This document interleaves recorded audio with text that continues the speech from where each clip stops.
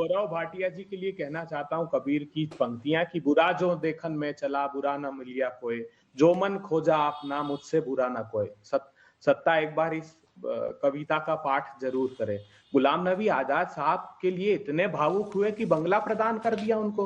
रामविलास पासवान जी की मृत्यु के उपरांत बंगला दर बदर कर दिया, सामान सारा फेंक कर, और गुलाम नबी आजाद साहब पर इतना भावुक हो गए। देखिए, ये सब कुछ प्रायोजित है। 8 साल में एक पत्रकार वार्ता प्रधानमंत्री जी ने देश विदेश कहीं पर भी नहीं की। स्वाभाविक प्रश्न एक भी नहीं लिए। सब कृत्रिम प्रश्न होते, बनाकर दिए जाते, जिनके उत्तर तैयार होते। मैं आज प्रधानमंत्री जी की ये समालोचना करना चाहता हूं और कहना चाहता हूं, मेरे भी प्रधानमंत्री जी हैं, कि स्वाभाविक पत्रकार वार्ता कीजिए जैसे राहुल गांधी करते हैं। स्वाभाविक प्रश्नों को आने दीजिए प्रधानमंत्री जी। सच में ये पल्लवित और पुष्पित प्रजातंत्र होगा, विश्वास मानिए। आपने राफेल का जिक्र किया, तो उस फैसले में सुप्रीम कोर्ट के 5 पैराग्राफ में गलती थी, जिसको सरकार ने बाद में त्रुटि सुधार याचिका लगाई। कहा कि ये 5 स्थानों पर आपने गलती की, जो बड़ी गलतियां थी, जिस फैसले पर प्रकाश डाल सकती थी।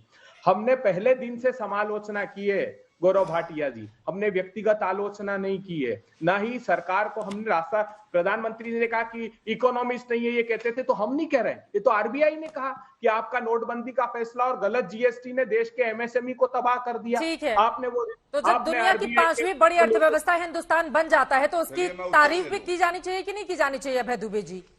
अगर एक मुद्दे पर आप आलोचना करेंगे तो दूसरे मुद्दे पर कहीं कुछ अच्छा होता है, तो उसको भी बताना किसका काम है?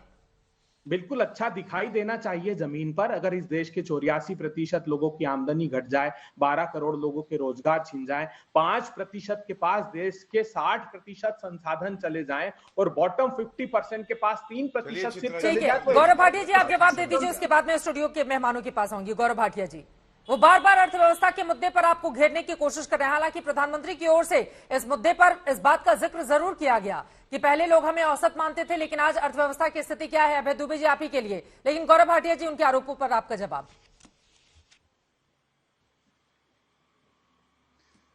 देखिए, मैंने एक उदाहरण दिया और उस पर ये कुछ नहीं बोल पाए, क्योंकि आप देखिए, इनके यहाँ तो कांग्रेसी जो नेता हैं उनके ऊपर भी टमाटर की वर्षा कर दी जाती है अगर वो गांधी परिवार का महिमा मंडन नहीं करते हैं। लेकिन मैं आपको बताता हूं, प्रधानमंत्री जी ने आज जो बात कही है, ये हर नागरिक जानता है।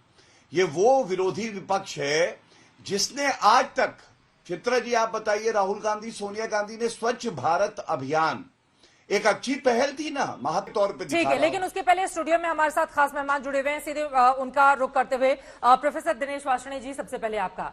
प्रधानमंत्री नरेंद्र मोदी ने कुछ अच्छी बात कही है, तो उसका तो दिल खोलकर स्वागत किया जाना चाहिए ना, विरोधी दलों की ओर से भी। वो आरोपों और आलोचना का फर्क सिखा रहे हैं आप लोगों को। नसीहत ठीक है उनकी। कोई भी विरोधी दल का नेता खाली आरोप नहीं लगाता, खासतौर से कम्युनिस्ट तो बिल्कुल भी नहीं। जब हम आरोप लगाते हैं तो उसका अल्टरनेटिव पॉलिसी भी बताते हैं। हमने बताया कि आपकी अर्थव्यवस्था गिर रही है, अभय दुबे जी ने उस पर इशारा किया कि कितने लोगों को और गरीबी की रेखा से नीचे धकेल दिया गया। सुपर रिच पे टैक्स लगाइए। आप सुपर रिच को माफी दे रहे हैं। आप कहते हैं साहब हम आलोचना को मानते हैं, हमने शुद्धि यज्ञ किया है। 3 दिन से आप देख रहे हो कि गुजरात के दंगों पे जो फिल्म आई है उसको आधी से ज्यादा जनसंख्या हिंदुस्तान की देख चुकी है, तब आपको ये कहना पड़ा साहब आलोचना शुद्धि का यज्ञ है। आप ये बताइए, 3 सांसद उसको मेरे को वो करते हैं कि इसमें कुछ भी नहीं है। मैंने तो अभी वो फिल्म देखी नहीं। कम से कम 12-13 एमएलए से बात हुई, 11-12 मेरे चीफ एडिटर से बात हुई, 2 विदेशी एडिटरों से बात हुई। कोई ऐसा पहलू बता दीजिए अर्थव्यवस्था का, उत्पादन की प्रक्रिया में अभी नीचे जा रहे हैं हम, कोविड लेवल से पहले भी नहीं लौट के आए। नौकरियों के मामले में अभी भी हम कोविड लेवल से नीचे हैं। नोटबंदी से जो नुकसान हुआ उसकी रिकवरी अभी हुई नहीं। मैं नहीं कह रहा, प्लानिंग कमीशन का डाटा कह रहा है, मैं नहीं कह रहा, सरकार के लोकसभा में डाटा कह रहे हैं, बावजूद इसके कि ये डाटा फर्ज करते हैं। मैं नहीं कह रहा क्या, और जो है पब्लिक अकाउंट्स कमेटी है वो इस बात को कह रही है। चित्रा जी देखिए, मेरी बात सुनिए, ये लोकतंत्र है, ये अधिनायकवाद नहीं है। आप एक डाटा छुपाएंगे ना तो दूसरी जगह से वो रिफ्लेक्ट हो जाएगा। उसका रीजन ये है कि वो डाटा सिर्फ एक जगह नहीं जाता है जहां किसी भी महकमे का जाता है, वो कई जगह जाता है। हाँ। तीसरी बात, हाँ। जो ये कह रहे हैं कि साहब हमने कूड़े इतिहास के कचरे डाल में डाल देनी चाहिए, जो वो जो कह रहे हैं ना किस व्यक्ति ने की है।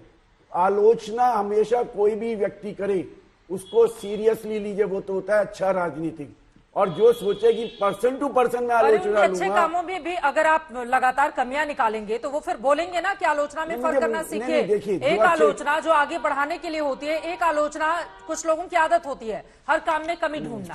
और आप बीबीसी की डॉक्यूमेंट्री का जिक्र कर रहे हैं। सर, देश की सर्वोच्च अदालत ने, हम बीबीसी की डॉक्यूमेंट्री को आधार मानेंगे या अपनी देश की सर्वोच्च अदालत को? सर्वोच्च अदालत में जनरल पद्मनाभन ने ये कहा कि हमारी मिलिट्री डायरी वहां पे पेश नहीं की गई, वार डायरी, जिसमें जनरल जमीरुद्दीन शाह को 24 घंटे तक अहमदाबाद एयरपोर्ट पे वाहन नहीं दिए गए दंगे रोकने के लिए। आरबी श्री कुमार के स्टेटमेंट के बदले उसको जेल में हमारा मुद्दा ये नहीं है, लेकिन बार बार सवाल ये पूछा जा रहा है स्कूल कॉलेज संस्थानों में यहाँ पर पढ़ाई के लिए उस तरह से हंगामा देखने को नहीं मिल रहा है। उनको डॉक्यूमेंट्री देखनी है, वो भी तब जब देश की सर्वोच्च अदालत सुप्रीम कोर्ट की ओर से फैसला आ चुका है।